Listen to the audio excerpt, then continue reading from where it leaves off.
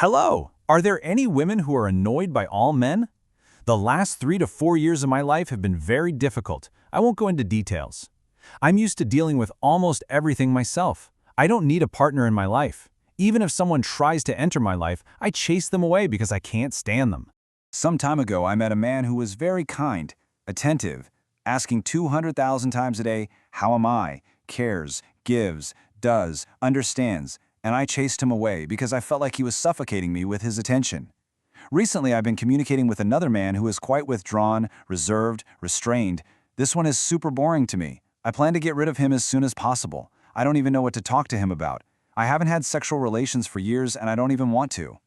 So let's talk about this. The short answer? Yes, this absolutely happens. And if this is you, the first thing I want you to hear is that this isn't some flaw you have. It's not a permanent state, and it's something so many people experience.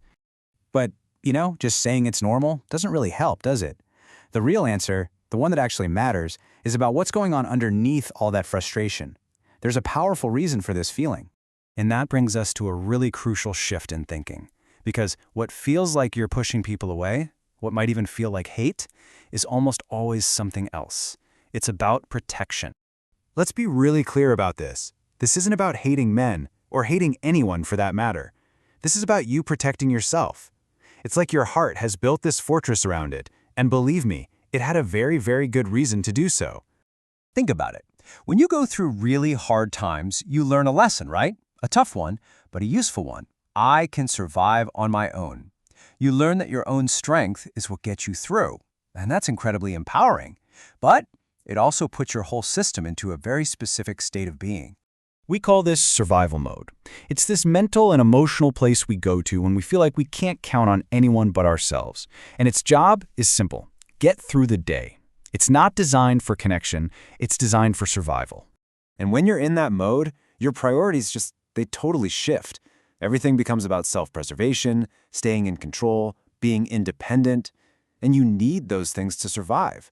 But they're kind of the opposite of what you need for love and connection, which require being vulnerable and open. So you can see how this creates a total no-win situation, right?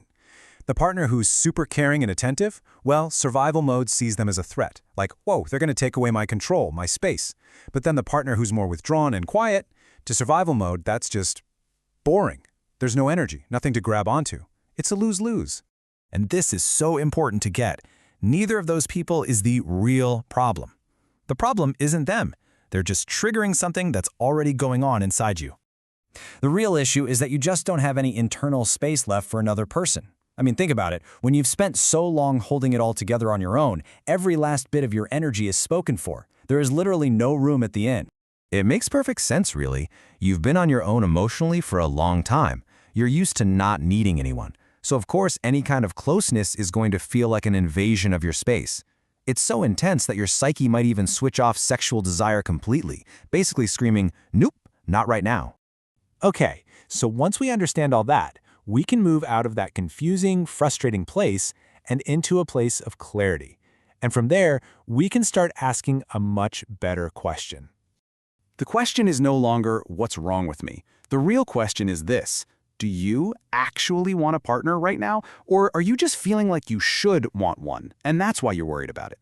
And you see, there's a huge difference between those two things. I want to, but I can't. That's inner conflict. But I just don't want to right now, and that's okay. That's a place of peace. That's self-acceptance. And please, let this one sink in. You have zero, and I mean zero, obligation to want a relationship. None. It only becomes a problem if it's causing you distress. If not wanting a partner feels calm and right, then it's not a problem. Now, if you do decide that, yeah, this is something you want to work on, the way forward has to be really gentle. No pressure. Not at all. So a few gentle suggestions. First off, stop trying to force yourself to like anyone. That's not the goal right now. And don't waste your energy trying to figure out your type. You're not there yet. Instead, just start with one important question. Ask yourself this one thing. When was the last time someone cared for me in any way at all, and I didn't have to defend myself? Just sit with that. The answer, whatever it is, can tell you a lot about how strong that protective armor really is. All of this really brings us to a final, and I think, very compassionate way to look at this whole thing. This experience isn't some flaw in your character. It's exhaustion. And here's the bottom line. Sometimes, this aversion to intimacy, it's not a lack of desire. It's just fatigue, a deep, profound fatigue that comes from pain. And you know what fatigue needs? It doesn't need pressure. It needs rest.